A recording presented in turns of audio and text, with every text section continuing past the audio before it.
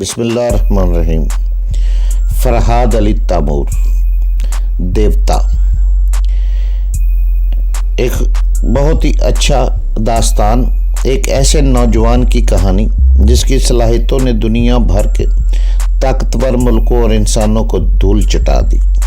اپنے ملک کی بقا کے لیے پوری دنیا سے لڑ گیا، جہاں گیا اپنے نام کا سکہ جمایا، جسے بچپن میں نہ ماں کا پیار ملا نہ باپ کا، جو ماں کی گود کو ترستا رہا، جسے نفرت ہی نفرت ملی۔ تو جناب اس کی طرف چلنے سے پہلے آپ پلیز چینل کو سبسکرائب کریں، لائک اور شیئر کریں تاکہ ہر آنے والی قسط آپ کو فوری مل سکے۔ دیوتا، فرحاد علی تیمور، قسط نمبر 226 226۔ میں نے بیٹھتے ہوئے کہا، میں نے اس ہوٹل میں صرف 2.5 گھنٹے گزارے ہیں۔ اب اسے اتفاق کہیے، یہ ہماری خوش نصیبی کہ میں اتنی سی دیر میں دشمنوں کے سیاسی منصوبوں کو کھنگال کر آ گیا ہوں۔ یہاں کی سیکرٹ سروس میں وہ اہم تبدیلیاں لانا چاہتے ہیں۔ کرنل ایک دم سے سیدھا ہو کر بیٹھ گیا اور حیرانی سے آنکھیں پھاڑ پھاڑ کر مجھے دیکھ رہا تھا، اور اس کے دماغ کہہ رہا تھا، یہ تو میں ایک عرصہ سے سمجھ رہا ہوں کہ ہمارے محکمے کے اندر کہیں گڑبڑ ہو رہی ہے، مگر یہ گڑبڑ کہاں ہے اور اس میں کس کا ہاتھ ہے؟ اس کا سراغ نہ لگ سکا۔ اب یہ نوجوان بھی یہی کہہ رہا ہے، مگر یہ ناممکن سی بات ہے کہ 2.5 گھنٹے کے اندر اتنی بڑی سازش کو سمجھ گیا ہو۔ چند لمحے اس نے بے یقینی سے دیکھنے کے بعد، تم جو کچھ کہہ رہے ہو اگر وہ سچ ہے تو پھر تم جادو منتر جانتے ہو۔ مجھے فوراً بتاؤ کہ تمہیں اس سازش کا علم کیسے ہوا؟ میں نے کہنا شروع کیا کہ اس ہوٹل میں نے کس طرح وقت گزارا۔ سوئمنگ پول کے لان پر میرے بائیں طرف والی میز کے اطراف ایک جاپانی لڑکی مس مونیکا جیمز ہاروے سے باتیں کر رہی تھی۔ میں ان کی تمام تر گفتگو سنتا رہا۔ کرنل نے مداخلت کرتے ہوئے ہاتھ اٹھا کر کہا، ٹھہرو، ایسی باتیں صرف جاسوسی ناولوں میں پڑھنے میں آتی ہیں کہ ایک جاسوس دوسری میزوں پر بیٹھے ہوئے مجرموں کی گفتگو سن لیتا ہے، جبکہ مجرم ہمیشہ محتاط انداز میں بہت آہستہ آہستہ تقریباً سرگوشیوں میں باتیں کرتے ہیں۔ پھر لان میں جو میزیں ہوتی ہیں ان کے درمیان 2-2.5 گز کا فاصلہ ہوتا ہے۔ تم کسی جاسوسی ناول کا کردار نہیں ہو کہ اتنی دور سے ان کی تمام گفتگو سن سکو۔ پھر تم نے یہ باتیں کیسے سن لی؟ وہ درست کہہ رہا تھا، اتنے فاصلے سے دوسروں کی سرگوشیوں کو سن لینا ایک مذہقہ خیز بات تھی، اور میں یہ بتانا نہیں چاہتا تھا کہ یہ سب خیال خوانی کا کمال ہے۔ میں نے بات بنائی، جناب میری قوت سماعت بہت تیز ہے، میں ذرا فاصلے سے ہونے والی گفتگو سن لیتا ہوں۔ پھر میں 2.5 گز کا فاصلہ کم نہیں ہوتا، جبکہ سرگوشیوں میں باتیں کی جا رہی ہوں۔ تم کوئی بایومینک میں تو نہیں ہو؟ میں نے جدید آپریشن کے تجربات سے بایوک مین بنتے ہیں، یہ بھی کسی کہانیوں کی باتیں ہیں۔ آپریشن کے ذریعے ایک شخص کی آنکھوں کو دوربین بنا دیا جاتا ہے اور اس کی قوت سماعت اتنی بڑھا دی جاتی ہے کہ میلوں دور ہونے والی گفتگو سن لیتا ہے۔ میں نے اپنی ہسٹری شیٹ جو آپ کے سامنے پیش کی تھی، اس میں اپنی ایک صلاحیت چھپائی تھی جسے اب ظاہر کر رہا ہوں۔ وہ مجھے تیز ٹٹولتی ہوئی نظروں سے دیکھنے لگا۔ میں نے کہا، میں قدرتی طور پر بایوک ہوں۔ میری پیدائش کے وقت سے میری قوت سماعت حیرت انگیز ہے۔ میں 10 گز کے فاصلے پر ہونے والی سرگوشیوں کا ایک ایک لفظ سن سکتا ہوں۔ کیا؟ وہ شدید حیرانی سے آنکھیں پھاڑ پھاڑ کر مجھے دیکھنے لگا۔ کیا تم یہاں مجھ سے مذاق کرنے آئے ہو؟ جی نہیں، میں اپنی سچائی بھی ثابت کر سکتا ہوں۔ تھوڑی دیر تک مجھے گھورتے رہنے کے بعد بولا، میں ابھی یہاں آنے سے پہلے اپنی بیٹی سوزو سے باتیں کر رہا تھا۔ اس کمرے کے باہر سے تم تقریباً 10 گز کا فاصلہ تھا۔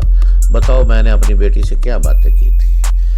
2 باتیں سن چکا تھا، لیکن کوئی نہیں چاہتا کہ اپنے گھر میں ہونے والی باتوں کو باہر کا کوئی آدمی سنے۔ اگر وہ باتیں کہہ دیتا تو کرنل مجھے خطرناک آدمی سمجھنے لگتا۔ میں نے پھر بات بنائی، جناب میں صرف وہ باتیں سن سکتا ہوں جو کھلی فضا میں ہوتی ہے۔ اگر میرے اور باتیں کرنے والے کے درمیان کوئی دیوار حائل ہو جائے تو اس کی آوازیں گڑبڑ ہو جاتی ہے۔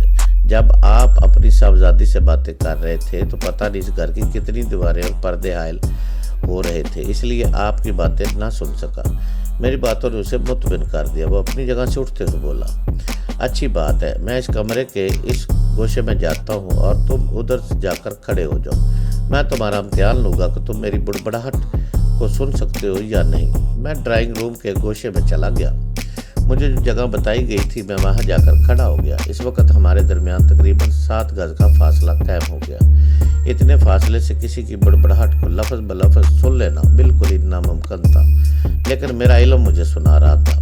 جب اس نے بڑبڑانے کے بعد پلٹ کر میری جانب دیکھا تو میں کان کے پاس ہاتھ رکھے یوں کھڑا تھا جیسے اس کی آواز کو کیچ کر رہا ہوں۔ پھر میں نے اپنی صوفہ کی طرف واپس آ کر کہا، آپ بہت ہی دھیمی بڑبڑاہٹ میں فرما رہے تھے کہ ممکن ہے کہ اتنے فاصلے سے فرہاد میری باتیں لفظ بلفظ سن لے، اور اگر سن لے تو پھر تسلیم کرنا پڑے گا کہ ہماری دنیا میں کچھ لوگ ناقابل یقین صلاحیتوں کے مالک ہیں۔ میں نے اس کی بڑبڑاہٹ کو منوان بیان کر دیا۔ اس وقت حیرانی کی شدت سے کرنل کی حالت ایسی تھی جیسے وہ مجھے کوئی عجوبہ سمجھ رہا ہو، اور وہ مجھے تھوڑی دیر تک اس کے منہ سے کوئی بات نہ نکل پائی، اور کچھ نہ کہنے کے باوجود میں اس کے خیالات کی کتاب پڑھتا جا رہا تھا۔ وہ زیر لب مسکرا دیا۔ آخر اس نے کہا، تم دونوں میاں بیوی آخر کیا بلا ہو یار، ایک کے پاس سونگھنے کی اور دوسرے کے پاس سننے کی حیرت انگیز صلاحیتیں ہیں۔ یہ سب خدا کی دین ہے، کمال ہے۔ اگر تم دونوں کے متعلق کسی کتاب میں پڑھتا تو کبھی یقین نہ کرتا۔ ویسے اب بھی تمہیں عملی طور سے آزمانے کے بعد یقین کرنے کو جی نہیں چاہتا کہ تم دور سے ہونے والی گفتگو سن لیتے ہو۔ بھائی کمال ہے، تم نے اپنی اس صلاحیت کو ہم سے کیوں چھپایا تھا؟ بس یوں ہی، میں اپنی صلاحیت کی پبلسٹی نہیں چاہتا تھا۔ آپ سے بھی درخواست ہے، اس بات کو اپنے تک محدود رکھیے گا۔ بے شک میری بھی ایک درخواست ہے۔ آپ درخواست نہ کریں، آپ تو حکم دے سکتے۔ ہاں، اب تک میں حکم ہی دیتا آیا ہوں۔ میرا عہدہ ایسا ہے کہ یہاں بڑے بڑے باصلاحیت لوگ میرے ماتحت رہتے ہیں، لیکن تم میاں بیوی کی صلاحیتیں بڑی عجیب و غریب ہیں۔ اب تم دونوں کو ماتحت سمجھ کر حکم نہیں دوں گا، بلکہ درخواست کروں گا کہ آپ مجھے چھوڑ کر کہیں نہ جانا۔ یقین کرو میں تم دونوں کو اپنے دو بازو سمجھنے لگا ہوں۔ آپ واقعی قدردان ہیں، اس لیے ہمارے متعلق ایسا سوچ رہے ہیں۔ ہر شخص کی یہی خواہش ہے کہ اس کی زیادہ سے زیادہ قدر کی جائے۔ آپ سے وعدہ کرتا ہوں کہ جب تک ہماری قدر ہوتی رہے گی ہم آپ کو چھوڑ کر کہیں نہیں جائیں گے۔ بہرحال کام کی بات رہے گی، آپ پوری رپورٹ نہیں سن سکے۔ وہ کس طرح آپ کے محکمے کو کمزور بنانا چاہتے ہیں؟ ہاں، میں ایک لمبے عرصے سے محسوس کر رہا ہوں کہ ہمارے محکمے میں اندر کچھ گڑبڑ ہے۔ اگر ایسا ہوتا تو ہمارا وہ راز سپر ماسٹر تک نہ پہنچتا۔ یہ بھی تمہارا احسان ہے کہ تم وہ دستاویز واپس لے آئے۔ اب تم پھر یہ رپورٹ پیش کر رہے ہو کہ ہاروے اسی قسم کی سازش کے لیے یہاں آیا ہے۔ مجھے فوراً ہی تمہاری یہ تفصیلی رپورٹ سننی چاہیے، مگر تم نے اچانک ہی اپنی ایسی عجیب صلاحیت کا مظاہرہ کیا کہ اصل بات ادھوری رہ گئی۔ ویسے مجھے یاد ہے کہ تم کہہ رہے تھے کہ مونیکا نام کی ایک جاپانی لڑکی اس سلسلے کا اہم رول ادا کر رہی ہے اور ہاروے کی رپورٹ کسی دوسری جگہ پہنچاتی ہے۔ جی ہاں، ہاروے مونیکا سے کہہ رہا تھا کہ آج وہ 8 بجے آپ کی صاحبزادی سے ملاقات کرے گا اور اس کے سامنے یہ خواہش ظاہر کرے گا کہ جاپانی طرز کی رہائش اور یہاں کے گھریلو کھانے پسند ہیں۔ اس طرح مس سوزو کو اخلاقاً اسے یہاں آپ کے گھر آنے کی دعوت دینی ہوگی۔ اس طرح آپ کی فیملی سے رو رسم بڑھتی رہے گی، وہ یہاں وقتاً فوقتاً آتا رہے گا، پھر کسی دن موقع پا کر آپ کے کھانے پینے کی کسی چیز میں زہر ملا دے گا۔ میری بات کرنل کے لیے دھماکہ ثابت ہوئی۔ وہ ایک دم سے اچھل کر سیدھا بیٹھ گیا۔ کیا کہا تم نے؟ وہ مجھے کیوں مارنا چاہتے ہیں؟ وہ آپ کی پوسٹ پر اپنے کام کا آدمی لانا چاہتے ہیں۔ میری پوسٹ کوئی جاپانی باشندہ ہی آ سکتا ہے۔ اس کا مطلب یہ ہے کہ اس غیر ملکی سازش میں ہمارے ملک کی بھی کچھ اہم شخصیتیں شریک ہیں۔ ہاں، ایسا ممکن ہے۔ ہر ملک اور ہر قوم میں کچھ غدار ہوتے ہیں۔ پتہ نہیں ہمارے ملک کا وہ غدار کون ہے۔ میں نے کہا آج نہیں تو کل میں اس غدار کو بے نقاب کر دوں گا۔ آپ بتائیں کہ آپ اپنے کھانے پینے کے سلسلے میں کب سے محتاط رہنے لگے ہیں؟ میرے جیسے عہدے پر رہنے والے اصولی طور پر محتاط رہتے ہیں، میں کچھ زیادہ ہی محتاط رہتا ہوں۔ کھانے کی میز پر کھانے پینے کی ہر چیز کو پہلے میری بیوی چکھتی ہے، اس کے بعد میں اس کھانے کو ہاتھ لگاتا ہوں۔ اگر مجھے ہاروے کی سازش کا علم نہ ہوتا تو یقیناً وہ ہمارے یہاں مہمان بن کر آتا۔ ہم جاپانی کچھ زیادہ ہی مہمان نواز ہوتے ہیں، مگر یہ مہمان نوازی بہت مہنگی پڑتی۔ اگر ہاروے کسی کھانے کی چیز میں زہر ملاتا تو میری حفاظت کرنے والی بیوی کی موت واقع ہو جاتی۔ فرات تم جو احسانات ہم پر کر رہے ہو میں انہیں کبھی فراموش نہیں کروں گا۔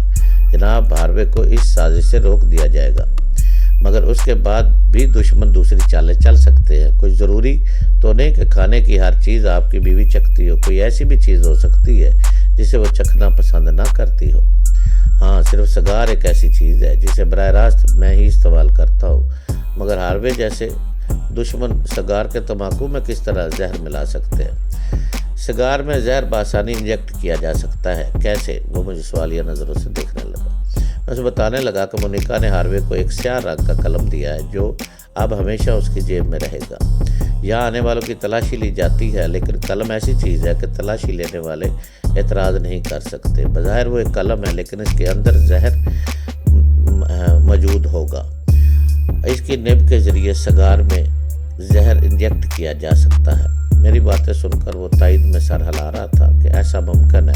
اس کے ساتھ ہی اس کا دماغ کہہ رہا تھا، میرے محکمے میں ایسے ہی نوجوان کی ضرورت ہے۔ اگرچہ یہ پاکستانی ہے، ہم کسی غیر ملکی پر بھروسہ نہیں کرتے، مگر یہ تو بہت ہی قابل اعتماد ہے، اور اعتماد ایسی چیز ہے کہ بعض اوقات غیروں پر ہو جاتا ہے، اپنوں پر نہیں ہوتا۔ فراد نے تھوڑی سی مدت میں جو اعتماد بحال کیا ہے، جو کارنامے سر انجام دیے ہیں، ایسا تو ہمارے کسی بھی سیکرٹ ایجنٹ کا ریکارڈ نہیں۔ میں اس کے دل و دماغ پر چھا گیا تھا، وہ ہر لمحہ مجھ سے متاثر ہو جا رہا تھا۔ آخر اس نے کہا، فراد یہاں آؤ، میرے پاس بیٹھو۔ میں اپنی جگہ سے اٹھ کر اس کے صوفے پر آ کر بیٹھ گیا۔ وہ اپنی جگہ سے کھسک کر میرے قریب آیا، پھر میرا ہاتھ تھام کر بولا، تم میرے بیٹے ہو، کیا میرا بیٹا بننا پسند کرو گے؟ یہ میرے لیے خوشی اور فخر کی بات ہے کہ آپ مجھے اپنا بیٹا بنا رہے ہیں۔ میں چاہتا ہوں کہ تم ماتحت بن کر نہیں بلکہ میرے بیٹے بن کر میری حفاظت کرو۔ تم دیکھ رہے ہو کہ اتنے حفاظتی اقدامات کے باوجود ہاروے کس طرح وہ زہریلا قلم لے کر یہاں پہنچنے والا تھا۔ یہ درست ہے کہ گھر کے باہر مسلح فوج میری حفاظت کر سکتی ہے، لیکن گھر کے اندر صرف تمہارے جیسے بیٹے پر ہی بھروسہ کیا جا سکتا ہے۔ اب وعدہ کرو کہ آئندہ مجھ سے کوئی بات نہیں چھپاؤ گے۔ میں نے آپ کو ساری بات بتا دی ہے۔ نہیں بیٹے، تم نے سننے والی حیرت انگیز صلاحیت کو مجھ سے چھپا رکھا تھا۔ اگر تم نے اپنی ہسٹری شیٹ میں مزید کسی غلط بیانی سے کام لیا ہے تو مجھے ابھی بتا دو۔ میں چاند لمحے خاموش رہا اور اس کی سوچ کو پڑھتا رہا کہ اسے اب مجھ پر کسی قسم کا شبہ ہے۔ وہ میرے ٹیلی پیتھی کے علم کو تو سمجھ ہی نہیں سکتا تھا۔ یہی ایک بات میں نے اسے چھپائی تھی۔ تب اس کے خیالات سے پتہ چلا وہ میرے متعلق کسی اور ہی انداز سے سوچ رہا تھا، یعنی اسے میرے اور سونیا کے تعلقات پر شبہ تھا۔ اس وقت مجھے یاد آیا کہ میں نے سونیا کو اپنی بیوی کہہ کر غلط بیانی سے کام لیا ہے۔ میں اپنے اس بیان پر قائم رہ سکتا تھا، لیکن جب میں نے دیکھا کہ وہ مجھے اتنے خلوص اور محبت سے بیٹا بنا رہا ہے تو میں نے فوراً کہہ دیا، جی ہاں، میں نے ایک اور غلط بیان دیا ہے۔ سونیا میری دوست ہے، بیوی نہیں۔